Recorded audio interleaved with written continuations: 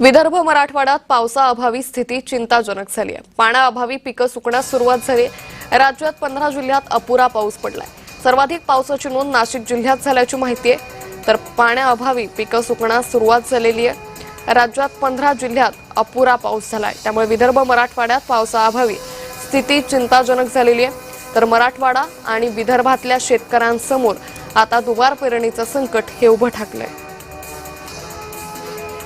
त्यामुळे राज्यात 15 जिल्ह्यात अपुरा पाऊस झाल्याची माहिती सध्या समोर येते। सर्वाधिक पावसाची नोंद ही नाशिक जिल्ह्यात झाली आहे। नाशिक जिल्ह्याला पावसानं अक्षरशः झोडपून काढलं होतं। त्यानंतर आता काही दिवसांपासून पावसानं ब्रेक घेतलेला आहे। पाण्याअभावी मात्र आता ही पिकं सुकण्यास सुरुवात झालेली आहे। तर मान्सूनच्या पावसामध्ये या शेतकऱ्यांनी पेरणी केली होती, मात्र त्यानंतर पावसानं दडी मारल्यानं आता ही पिकं सुकण्यास सुरुवात झालेली आहे।